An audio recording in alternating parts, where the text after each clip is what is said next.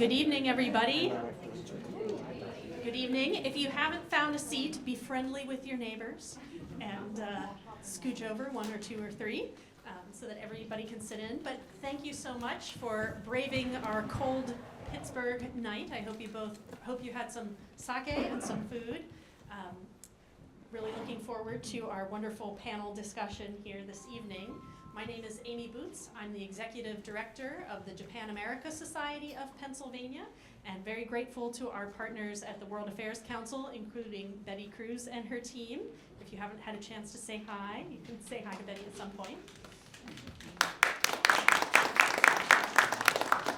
And also to the team at Global Links for their help promoting this event.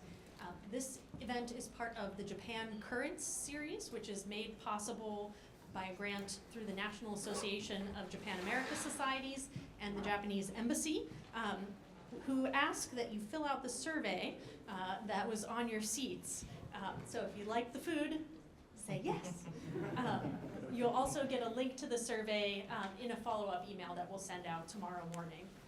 But this event is intended to bring speakers from Japan and across the US to various cities and really focus in on topics that highlight the collaboration between our two nations. So we won't go over the panels the bios of the panelists today because they are on our website and you'll hear from them directly. But I will turn it over to our wonderful moderator, Dr. Kei Shimizu, to get us on with the evening. All right, great. Thank you so much, Amy. And good evening, everyone. Thanks for coming. Today we have a really exciting panel here, in my opinion, very exciting, and I hope you find it to be that way too. And as Amy said, their bios are already on the flyer and online, so I wanted to give them each a chance to introduce themselves and the organizations that they lead. By also introducing us to some of society, their own society, so some of our panelists are from Japan, and others are from here, from Pittsburgh, and introduce us to some of the challenges in society, their communities, or their countries that led them to the work that they do, right? As a way of introduction. So we'll start off with Dr. Kunihiro Nishimura to my left. Good evening. I'm Kunihiro Nishimura, CEO of tenku Japan. So tenku indicates the Xcoo is the company name. X indicates number 10, so that's why the Xcoo pronounce it as a tenku. And my meaning of the tenku X is the exchange of kind of the bridge, making a bridge between US and Japan, or medicine and AI, or physician and patient. But I came here in Pittsburgh in the first time, so I found it. So Pittsburgh is the city of bridge. So making bridge is very close to my company name tenku. So I'm very happy to be here. And tenku is focusing on the AI and AI in medicine, especially for precision oncology. So we support clinicians or cancer patients to identify the right drug based on the genetic mutation of the cancer patient. So I'm happy to be here. Great, thank you so much. And to Kuni's left is Dr. Karen Feinstein. She is one of our own here in Pittsburgh from the Jewish Healthcare Federation. So please, Karen. Yes, is this on? Yes. Great. I am from the Jewish Healthcare Foundation, and as a charitable foundation, we sort of think our role in the world is to get ahead of trends and try and make whatever change is coming as positive as possible, as fast as possible. So, of course, for me, and I was just saying to WPXI, just came back from the Consumer Electronics Show, so I've got to tell you I'm not alone at the largest conference in the world. A lot of the technology is focused on aging and what the world's going to do as our global population ages. And as there are fewer younger people of working age and people to care for the seniors. So we did a study tour. Where else would you go? To Japan to see what they're doing to get ahead of the curve. And as I'm one of the fans of Ian Bremmer and a program called G0, which probably nobody else watches, but I love it. They said the world's going to be divided among those nations that prepare for the demographic shift and those who are left behind. Okay. And to Karen's left is Masashi Kiyomine, who is a founder and managing partner at Kicker Ventures. So Masashi, please. Hi everyone. I'm not from Pittsburgh, but I am from Philadelphia, so it counts. I'm a founder and managing partner of Kicker Ventures, which is a seed and early stage focused healthcare venture capital. A lot of our investment thesis or theme is future of healthcare. So I used to do a lot of medical devices investments and health tech investments, some biotech.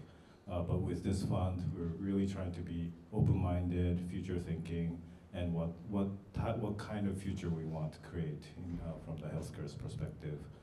We deal with a lot of entrepreneurs who are, ambitious and passionate, and really believe in what they do. And what we bring in is really trying to, help them turn those passions into business, really, because healthcare is a really challenging in the sense that it's a mission-driven mission industry, but it also has to be a business. And from the business perspective, it's one of the most complex business. So we work with them, walk together, and then try to make future better. And our investments are mainly in the U.S., but we also invest in Japan or Europe.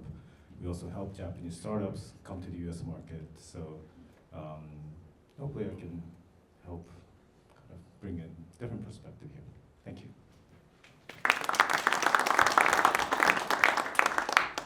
So as you can see, we have like almost the perfect panel for understanding collaboration in healthcare between Japan and Pittsburgh or Pennsylvania, let's say. So I wanted to start off with this question to each of you or all of you. What can Japan and the US learn from each other or have to offer each other about healthcare innovation from your perspectives? You want to start? Yeah, actually, it's my first time to come to here, so I saw so many hospitals here, or hospital buildings here. I was surprised.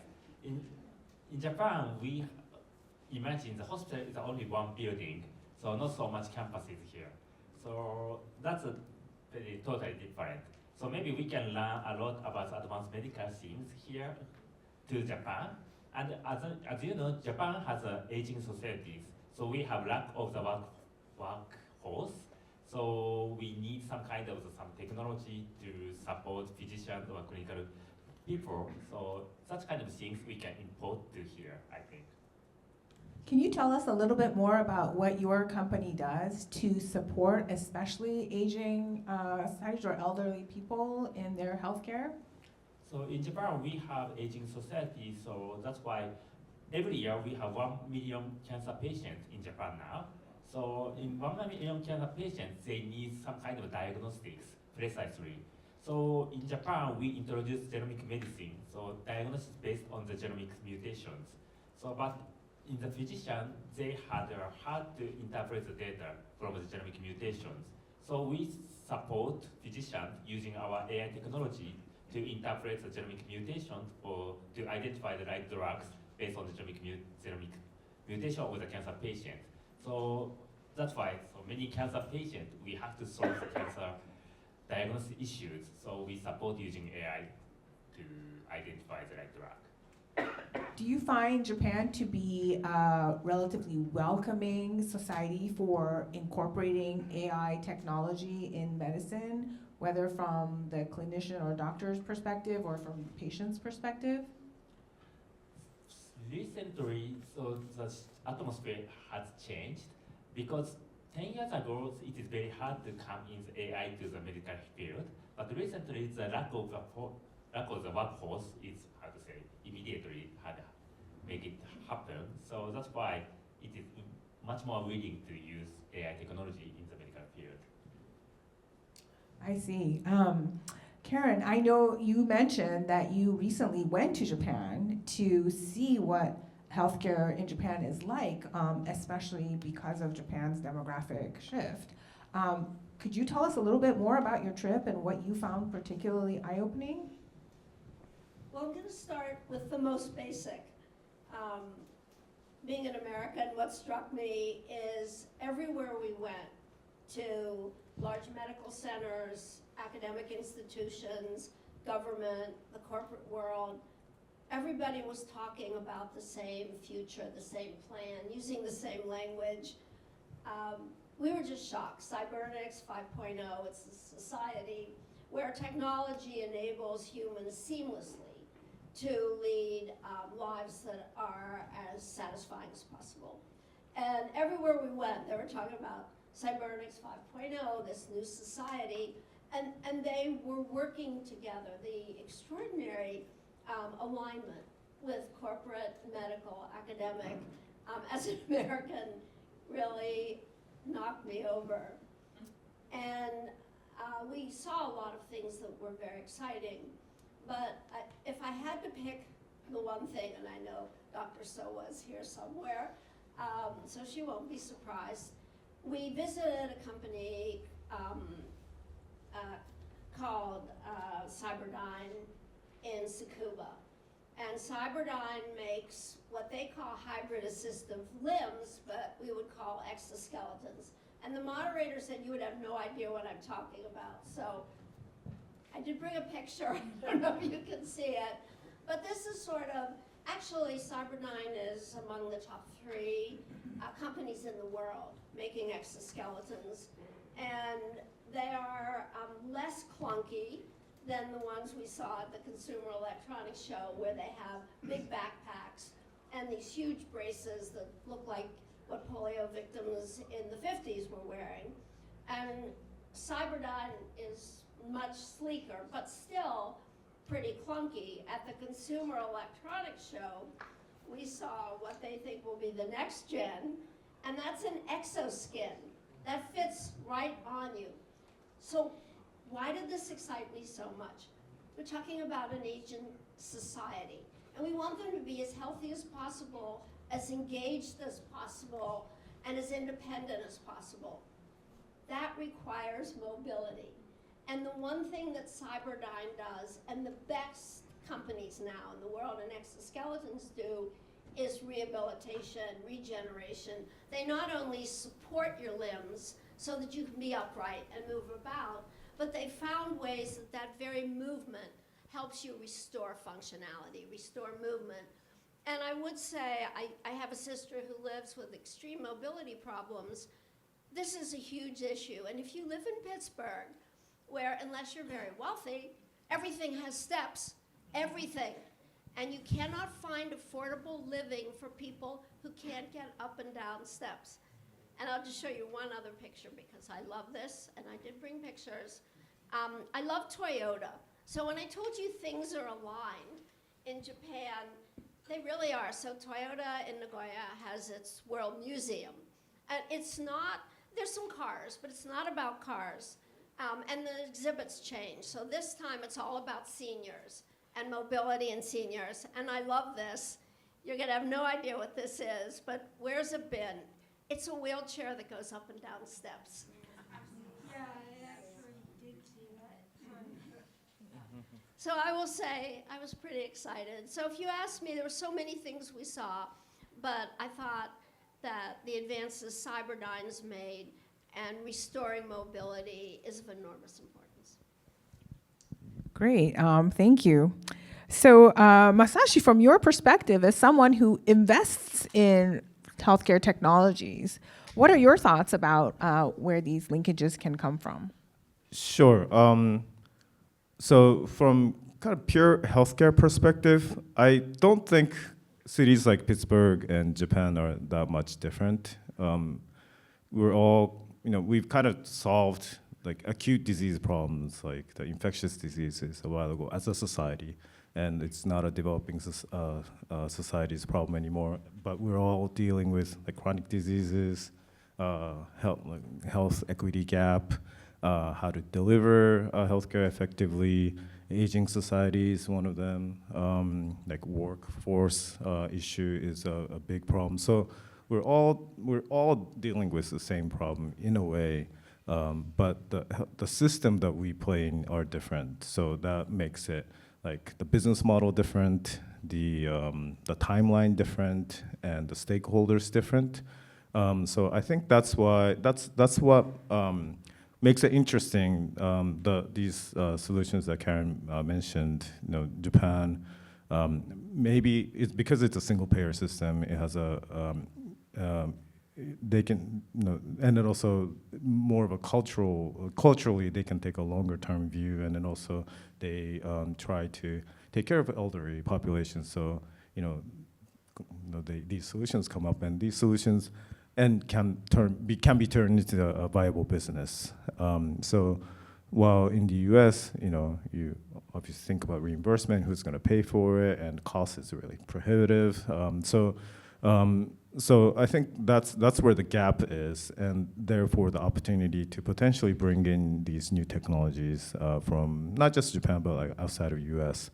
To address the solutions that or problems that's imminent in the U.S. but there's no kind of viable kind of business model to create a solution from scratch.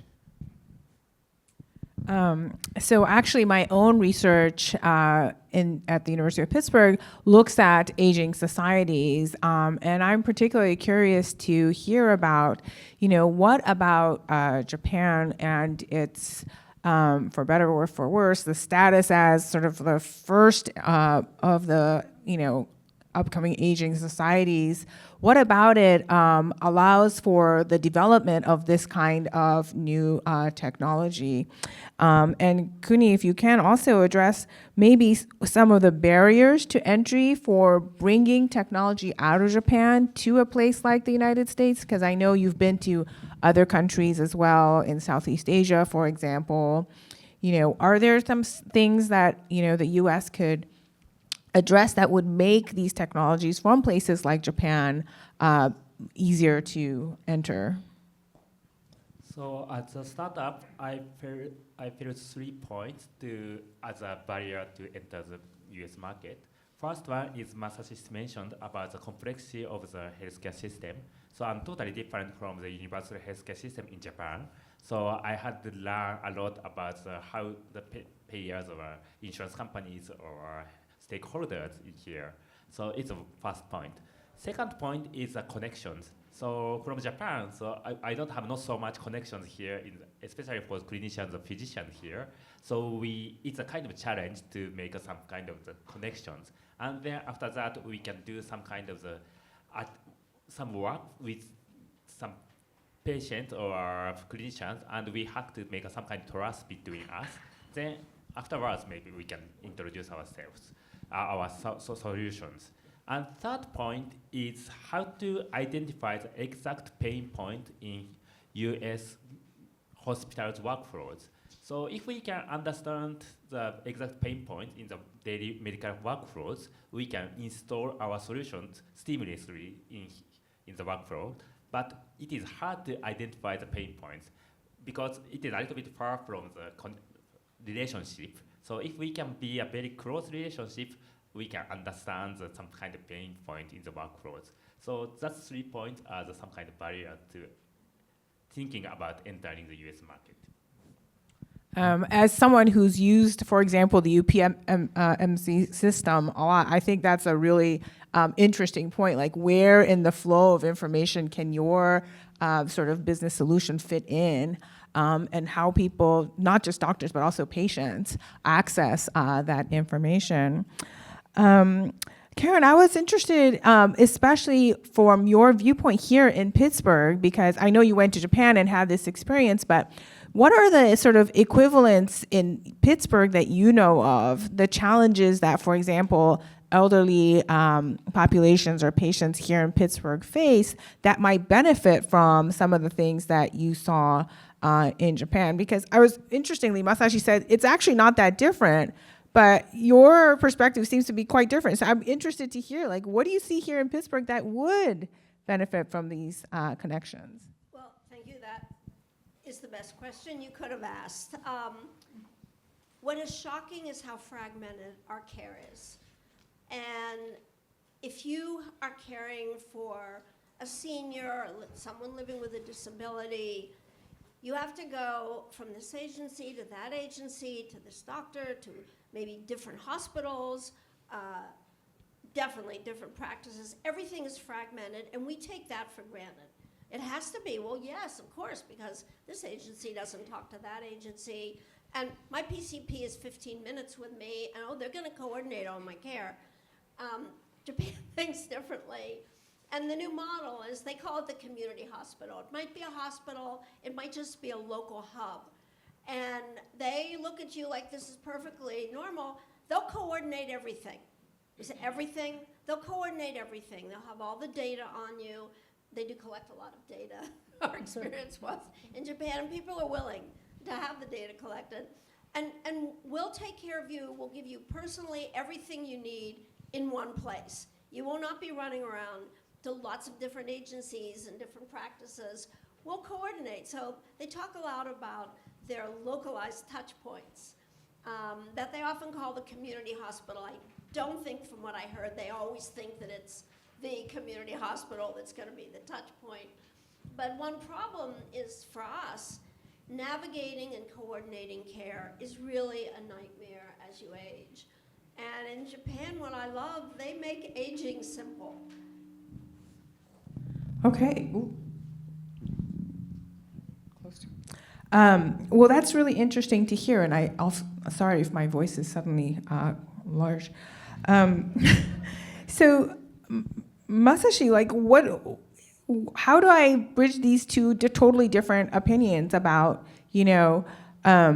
very different systems? How do you bring technology from one system to the other?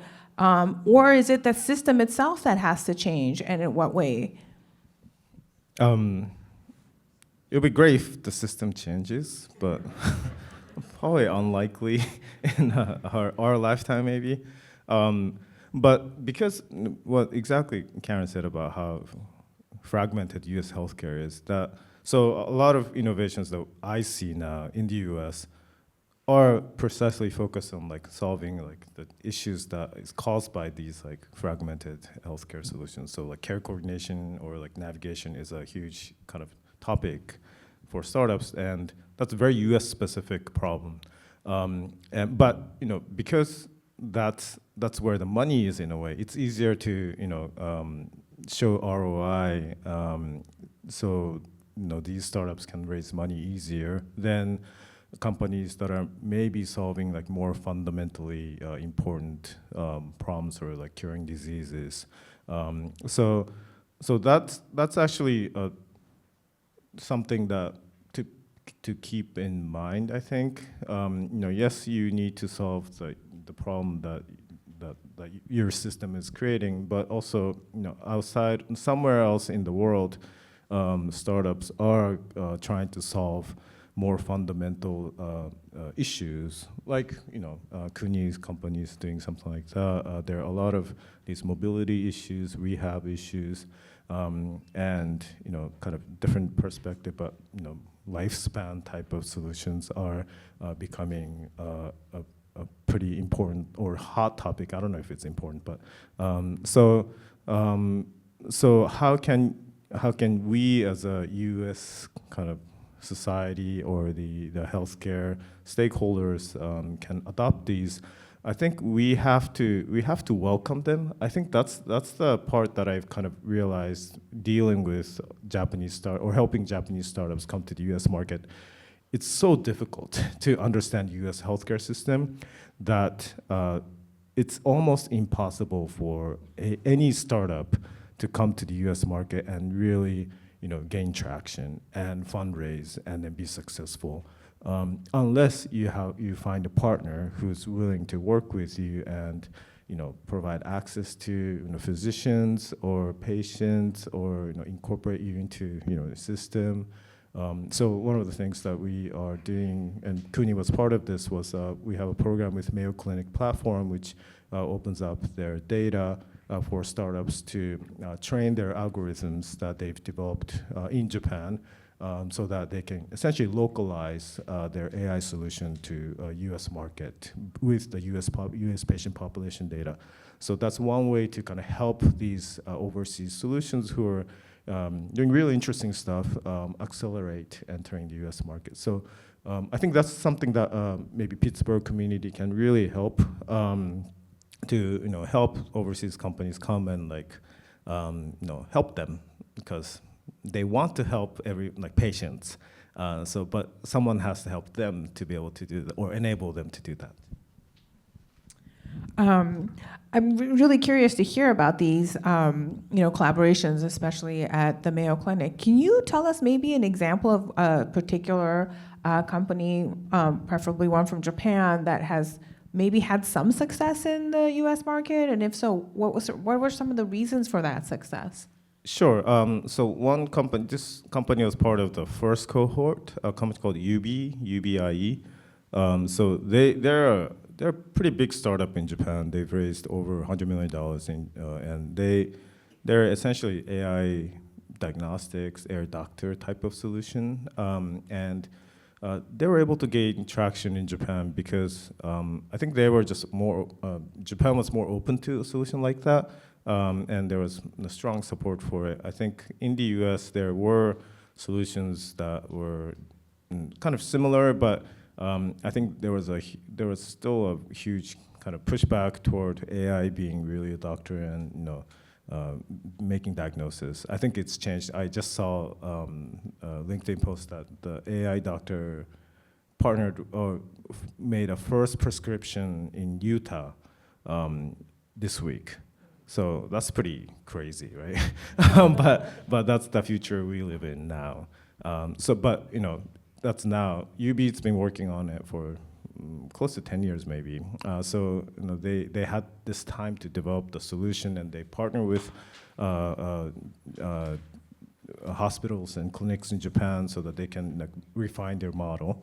When they decided to enter the U.S. market, their solution was way better than anything else that was available in the U.S. And the Mayo Clinic's platform team saw that, and then they essentially said, you guys have the best solution out of everyone else in the world, so let's partner. So they are in discussion with Mayo as well as other partner hospitals to use them as a various applications. I don't think I can talk too much about that, but so that's one example, I think. But they still needed to train their AI with U.S. patient data and U.S. hospital data. So that's how they were able to accelerate U.S. market entry. Great. So I think a lot of our audience members are quite interested, not just in healthcare, but also issues about differences and issues about society.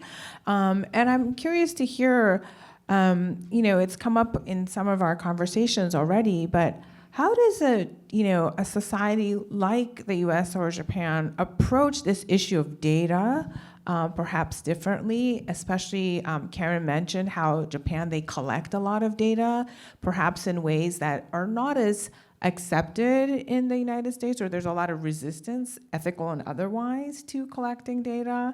And so I'm just curious, from your experience of working in one or both of these societies, what is sort of the attitude towards data collection, especially something as personal as healthcare data?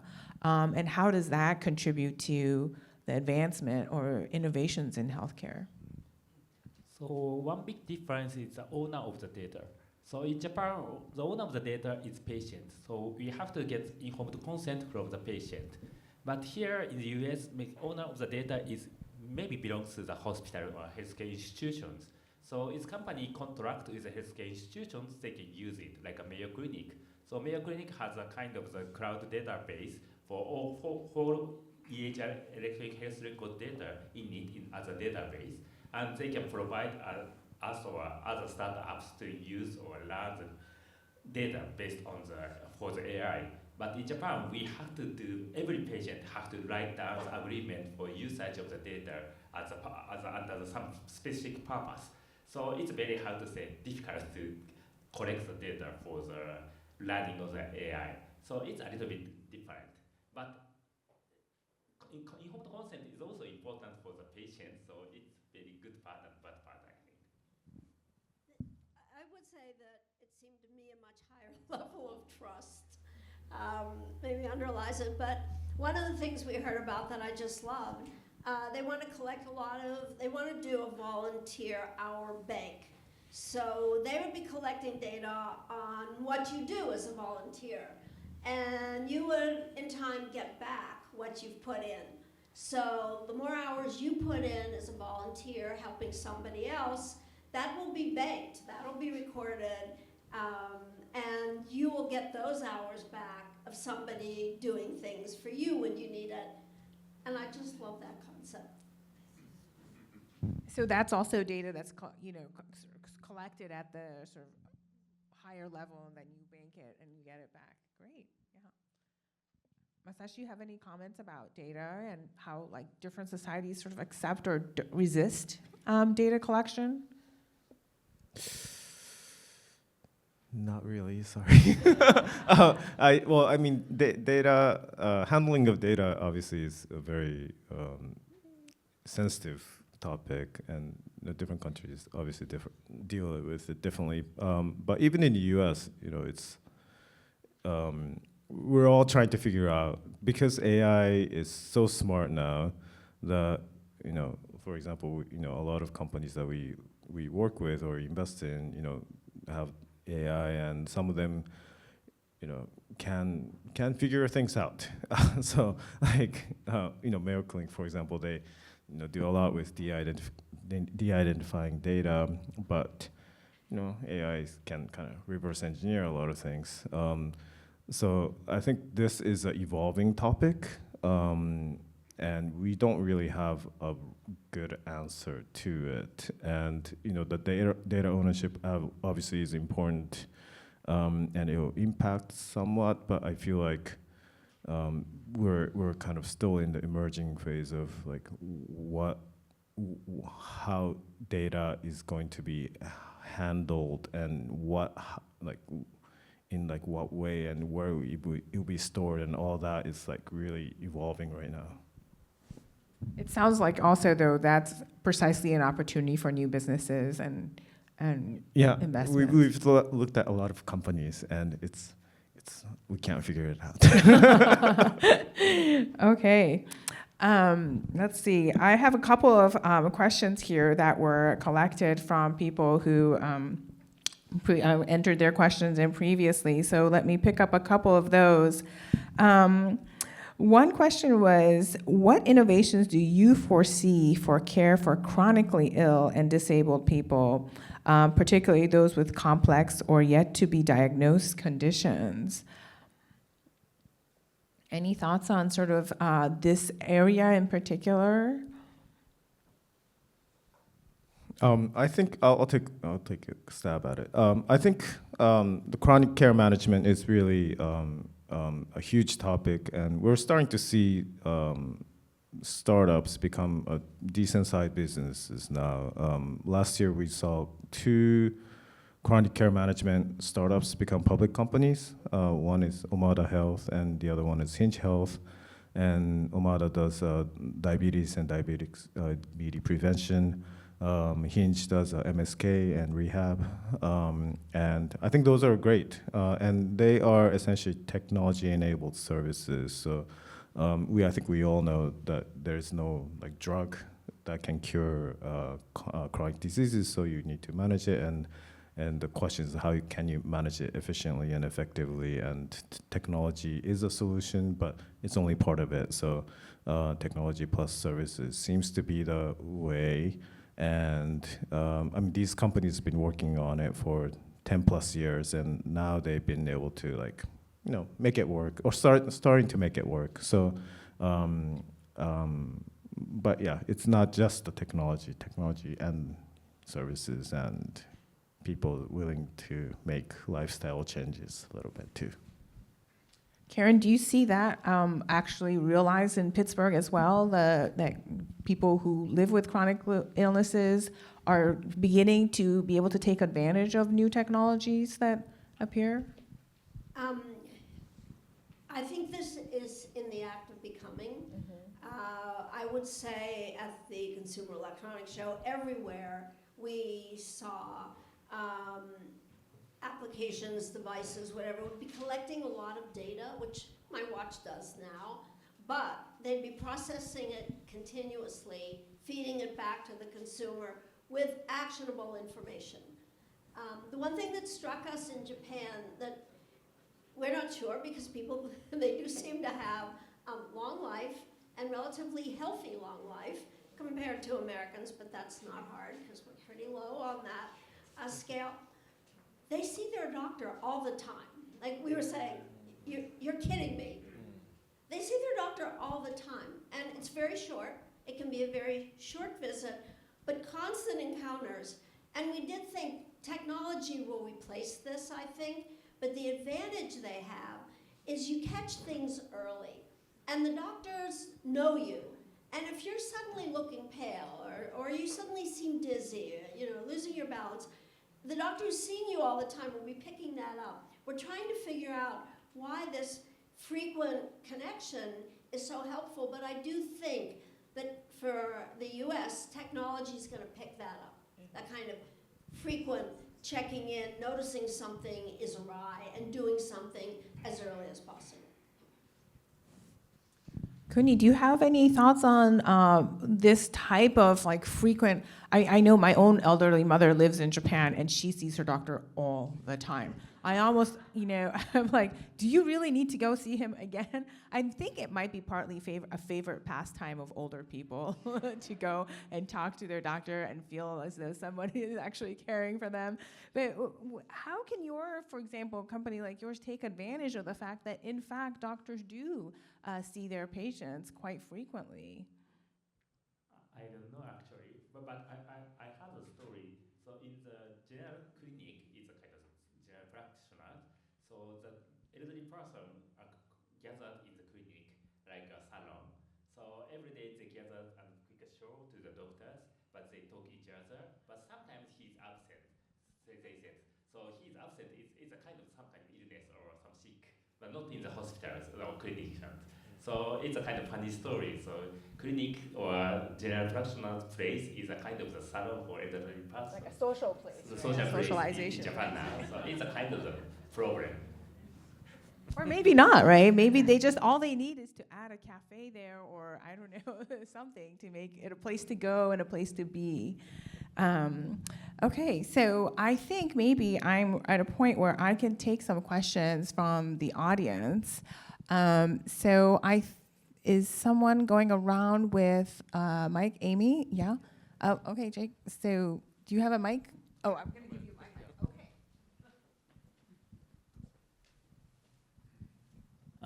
Okay. Thank you so much for the talk. It was very, very insightful.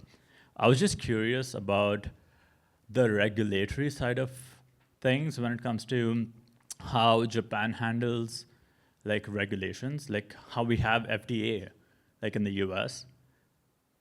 Like for example, even in Japan, certain medications are available, but they're not FDA approved. So like, what's the issue there?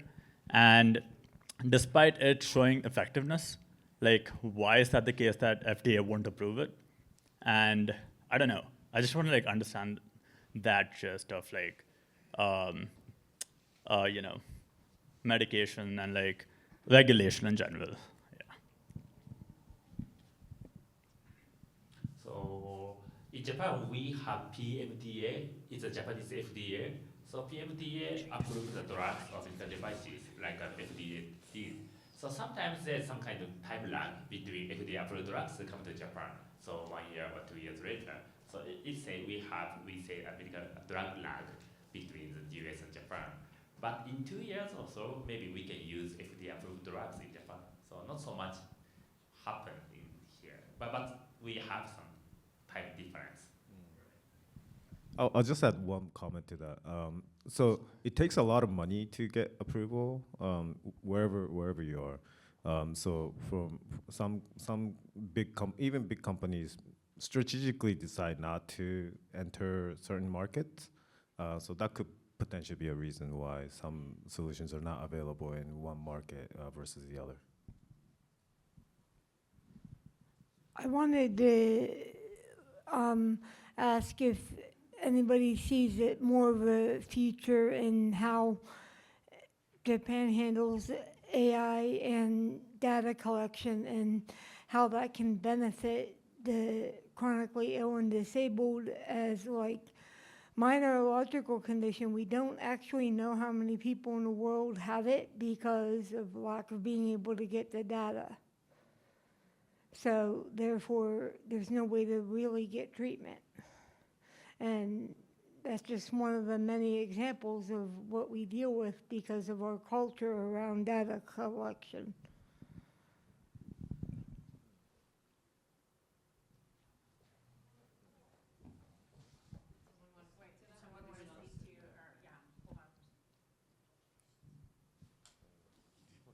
So I don't know so much about disability situation, but for example, in rare disease, there's not so much patient in rare disease, but it's very, in the viewpoint of the society, it's very, how to say, important to make some kind of innovation for the rare disease people or disability people. So Japanese government promote for such kind of development for the rare disease or disabilities.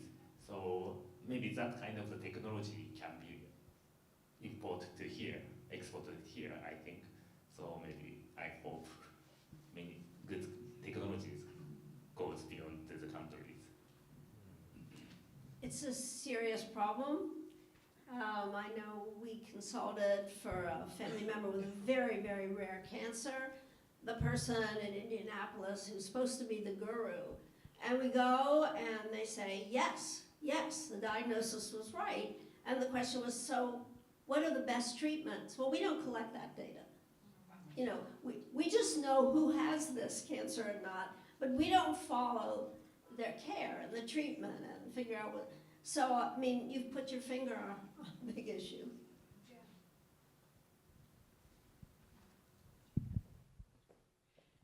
I have a question.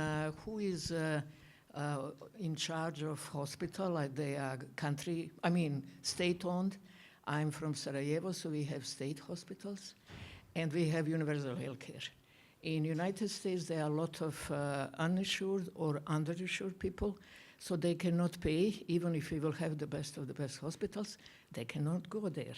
So, but now in Sarajevo, we have clinics from Austria or from Turkey, so it will be optimal if governor of Pennsylvania will put money and we can help to open something like saloon or community center where our elderly will come and we can follow your model, and we can also ask for investment by local charity organization. Actually, our big health care organization, they are called charities, but they are for profit. So you see the conflict of interest right there.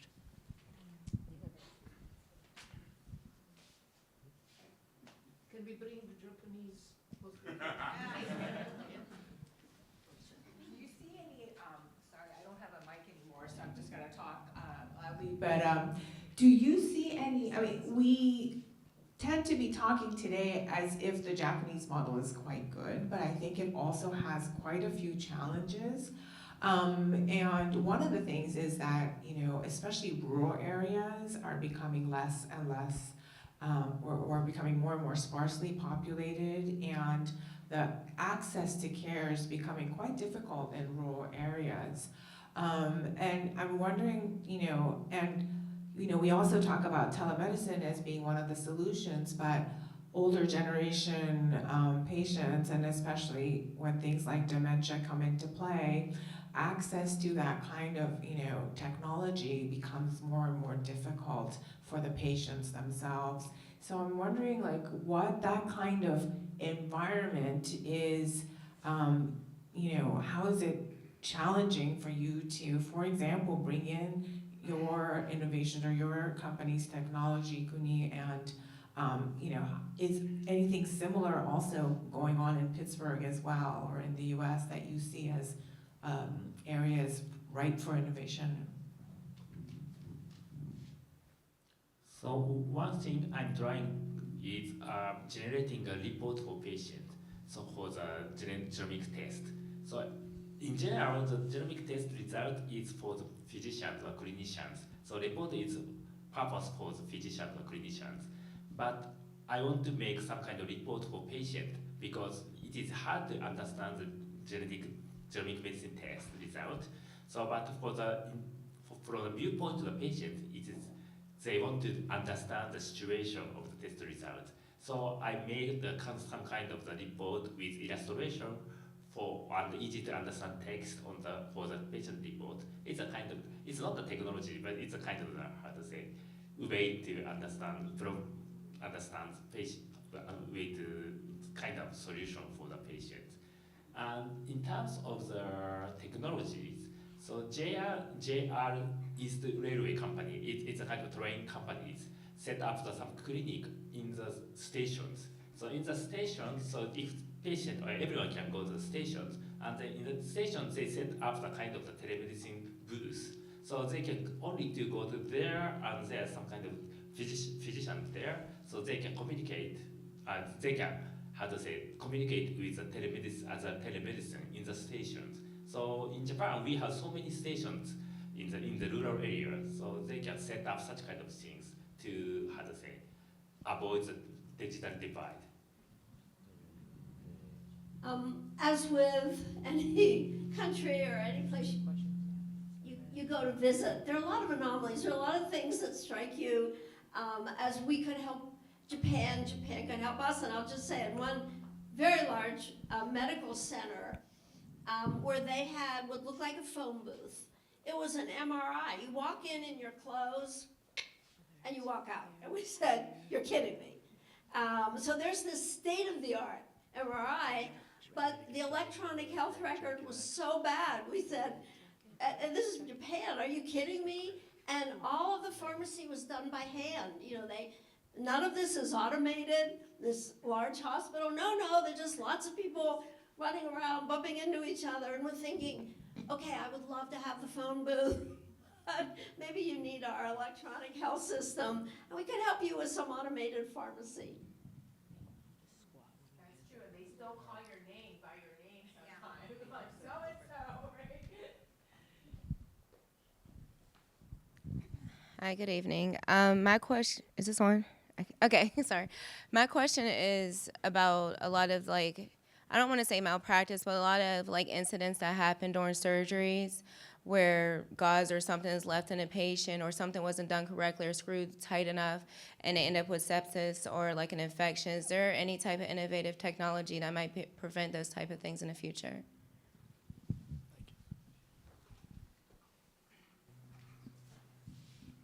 Let's say the question is less, are there things that could prevent it? Are we willing to invest in them? There are things that could prevent it. It's what we choose to invest in.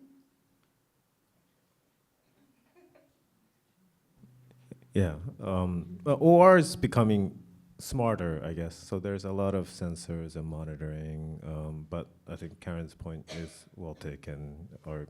Is our hospitals going to pay for it, or who's going to pay for it? Will it take hundreds of malpractice losses for them to make it happen?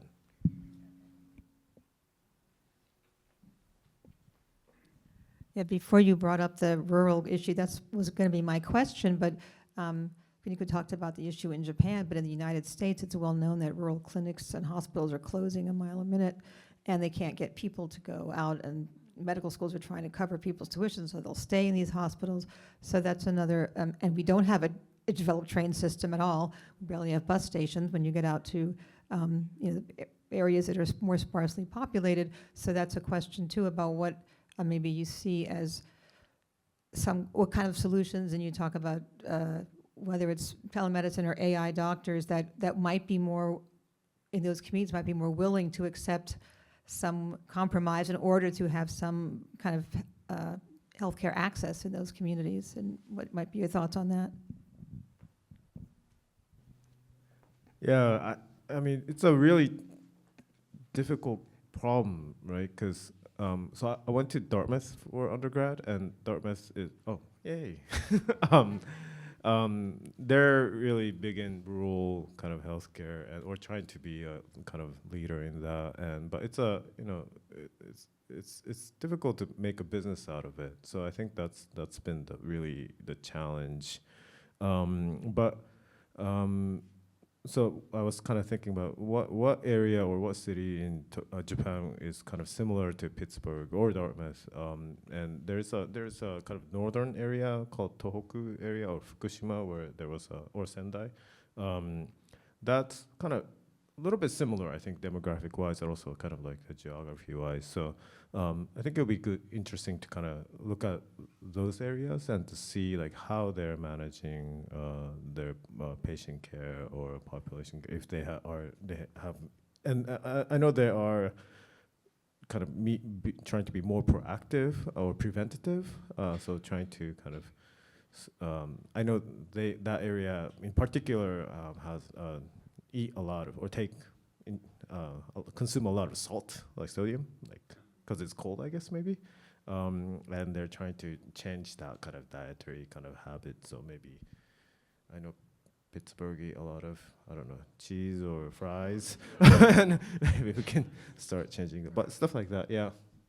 And here in Pittsburgh, we actually saw a model of a hospital drone, which was extraordinary. Obviously, this is something the military is developing, but it was literally sort of a hospital drone that could do rather sophisticated diagnostics and interventions. And I know the military wants it for their reasons, but I thought for rural areas, where just there may be no retina attachment specialist, but if the drone could do things, procedures, diagnostics and procedures that you otherwise would have to drive hours for, I thought it was very intriguing, but that's being developed here in our own backyard. I had like two very small questions. As being somebody who has had to wait for months to get an appointment with a doctor, I was wondering if Japan is experiencing a shortage of doctors and nurses, and if yes, besides the AI doctor, if you know of any other policies perhaps that the government is implementing to tackle that.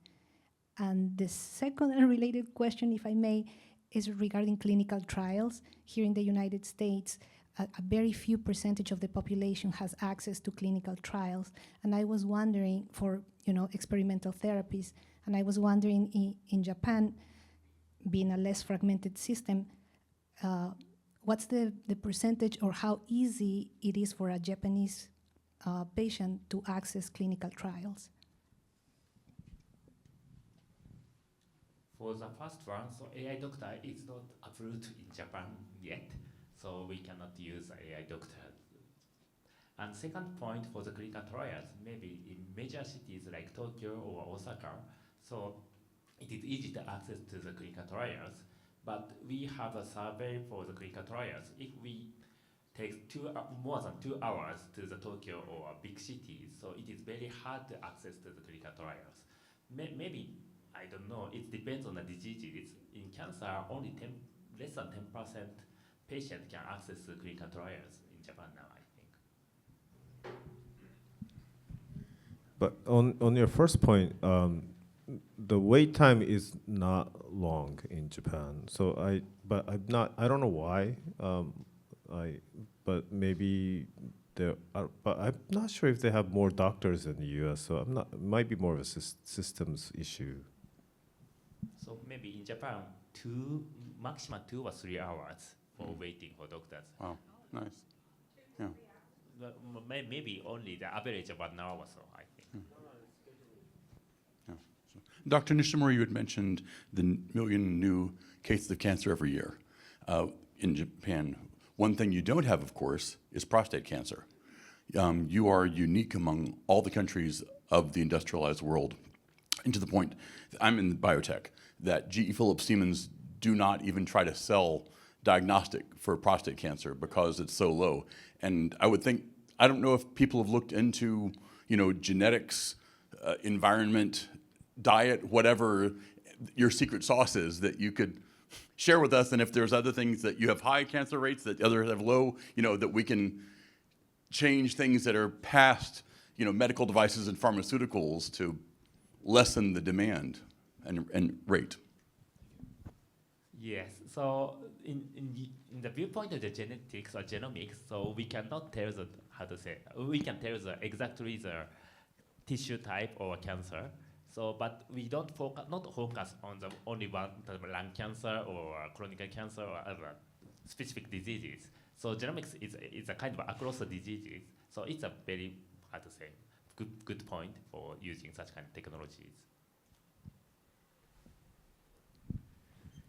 Hi, so, if we look at the history of innovation in Japan, we've always seen the central government playing a very critical role in helping to funnel money and to push forward innovation, whether we're looking at the development of shipbuilding or coal mining or other sorts of heavy industries. And I was wondering if you could comment a little bit about the role the central government is playing in this innovation that's taking place now. Is it being supportive? How does it support? And is it playing more of a hands-off role?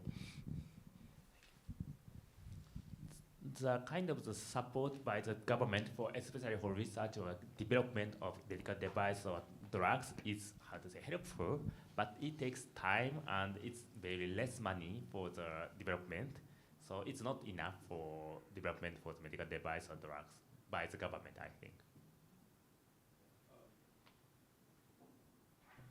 The Japanese government is very supportive. I forget when, but maybe 5 years ago, they decided that innovation is going to be the next kind of industry for them. So they've carved out, I don't know, $10 billion or something for to support these startups or the innovations. It's not nearly enough, but it's way more than what it used to be. So there are a bunch of billion-dollar university funds that are funding the research and kind of commercialization. But relative to how much funding U.S. has, it's nothing. But because of that, we have more entrepreneurs, doctors thinking about turning their ideas or research into business, and these companies, and there also Japanese government is pushing for these startups and innovation to make impact globally, not just domestically in Japan. So I think it's good. It's very different from what it used to be 5-10 years ago. Thank you so much. My question was related to, so you showed a lot of really amazing pieces of new technology, including AI-enabled, doctors and exoskeletons, but some of those things require other technologies to be deployed along with them, sort of like high-speed internet. And so I'm wondering, what other technologies do you see as needed to be deployed both here in Japan in order to enable a wider application of these kinds of technologies moving into the future?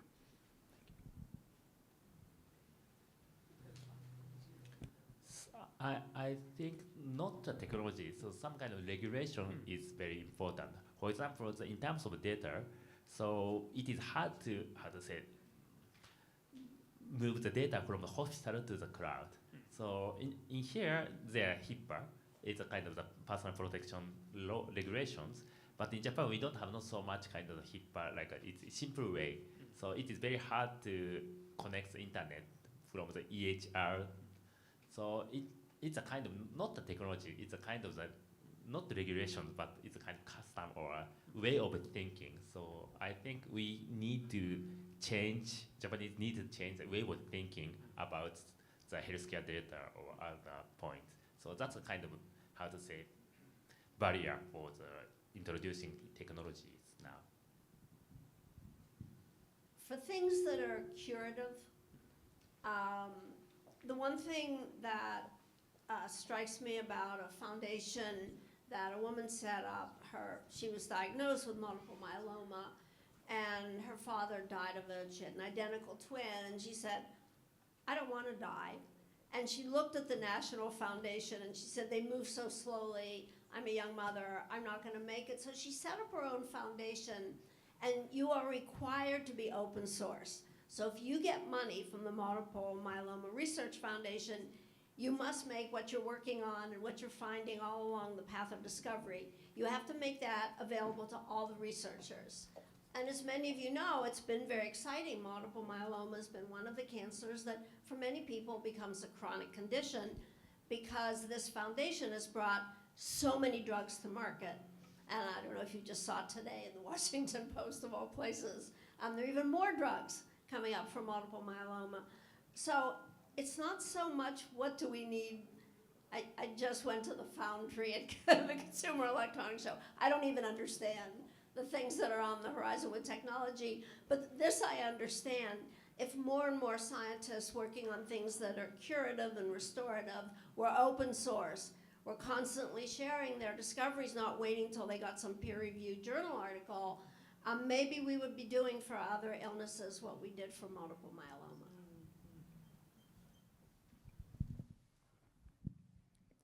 Hello again. Okay, so I have a quick question. So I do know, like, in Japan, it's a very collectivism kind of environment, but in the US, it's very individualistic, right? But my main question is, how is loneliness tackled in the older population in both of these? It's a question for all three of y'all. And considering that AI is booming, in Japan, if I'm not wrong, we have like these robotic home solutions that move around and they talk to like older people, keep them a bit more active. But I don't see that like booming as much in the US. And in fact, that further could be utilized to diagnose Alzheimer's with the way they speak, and there are many use cases there, right? So overall, what's the sentiment on like tackling loneliness in like Japan as well as the US is the premise of my question. Yeah. It's so much better. Nancy Zients is here somewhere in the back. We have very bright lights we can't see. But while we were in Japan, we visited a number of centers that were just terrific. It is on the radar there, and they don't want their seniors and seniors with cognitive issues. They don't want them lonely. And some of the programs, Nancy is here, she could tell you more about them, but they were really extraordinary. And this is on their radar, and it should be more on our radar here. The number one sentiment that I saw in Japan that I so wish we had in this country, everybody's grandmother is everybody's grandmother. So that's how they handle the fact that you may have 2 or 3 generations that have moved away, but a grandmother stayed. But in another family, the 2 or 3 generations stayed and the grandmother moved. So they have a lot of programs right in neighborhoods. And as opposed to here where we say, not in my neighborhood, there it's in their neighborhoods and everybody supports each other. I wish we could get there just even a little bit closer in this country. Thank you, Karen. Great. I've heard that I have time for 1 or 2 more questions. Is that right, Betty? 1 or 2? Okay. So All right. As a follow-up, I'm a physician at UPMC for the last 20 plus years. And as a follow-up to Karen's point about like, depends what you invest in, to the earlier question about sepsis, I think the corporate culture could also accommodate this kind of like hybrid model of like profit as well as the not-for-profit arm of interest as a culture, like in the case of Bombast company where they give some of the socks away for homeless, etc. So I think having a technology in the aging cohort, as well as some kind of promotion of this like society level, like cultural promotion, could have better outcomes for all of us. Because I'm afraid as a person to age alone or die alone. So that's my motivation to the talk. So if the culture of the corporates could change as well, that will help us. Thank you.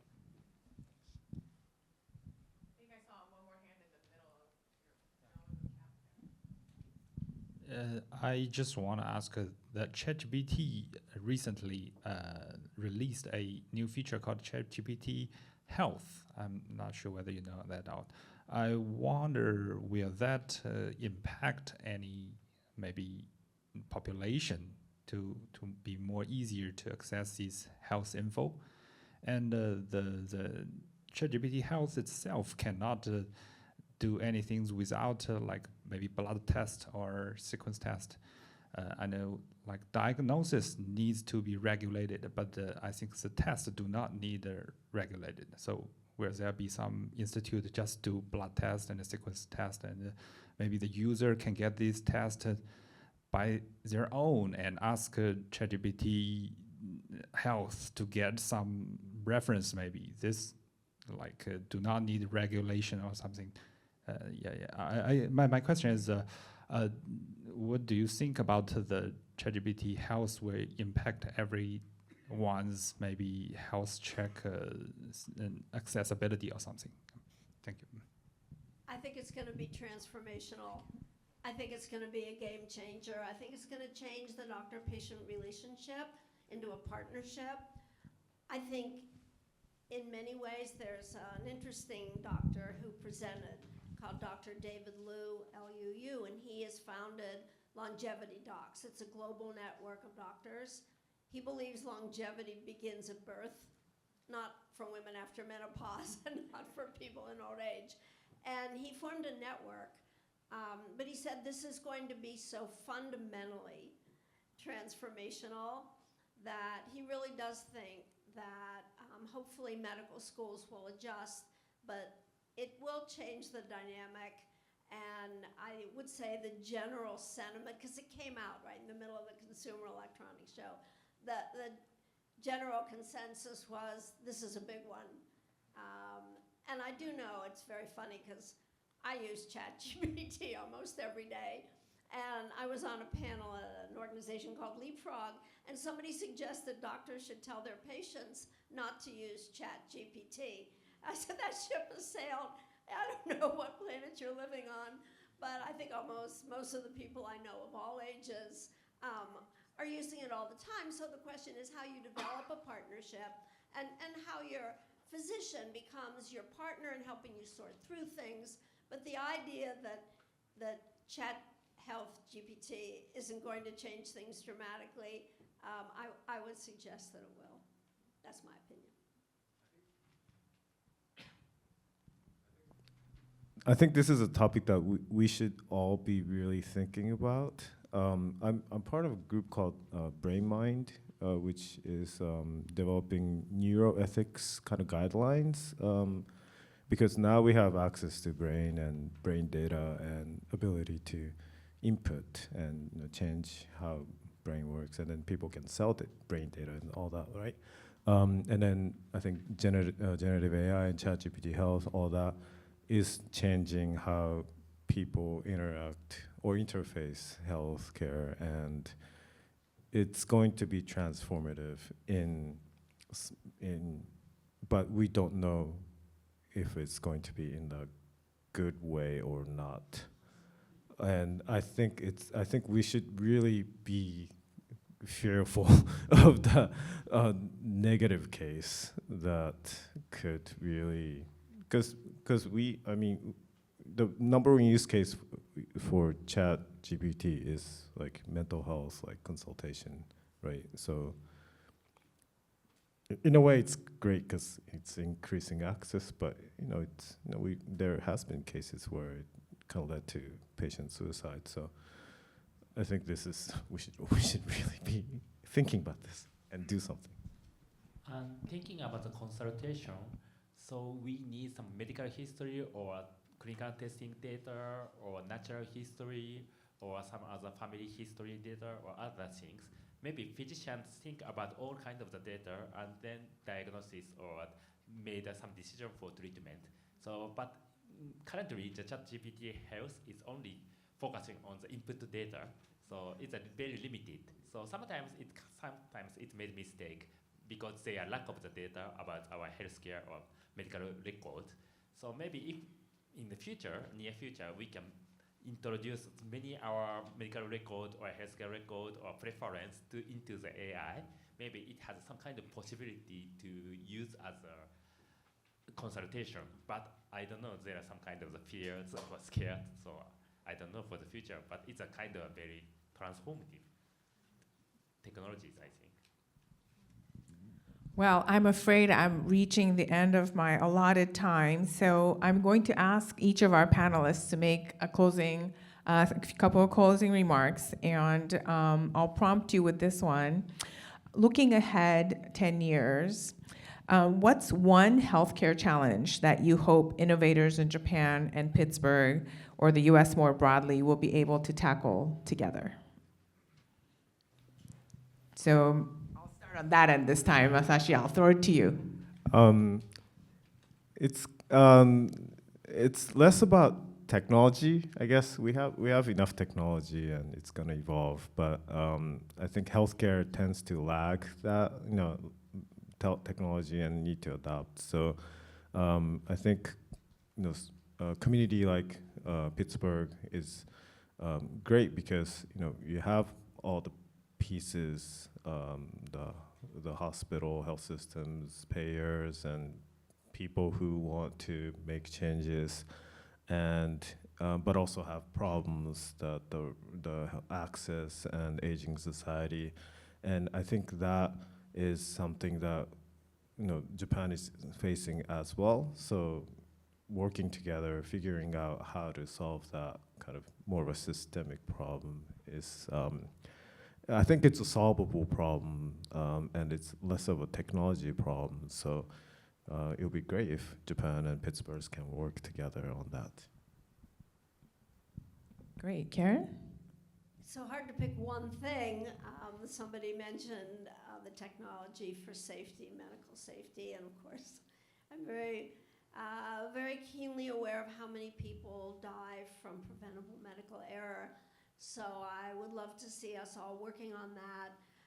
I have been to countries with different payment systems. I've been to countries that are very sophisticated technologically. I will say this, I have never been anywhere yet where we have nailed this issue, where we have solved the problem. Medical errors are everywhere in every health system. I think we could do much better.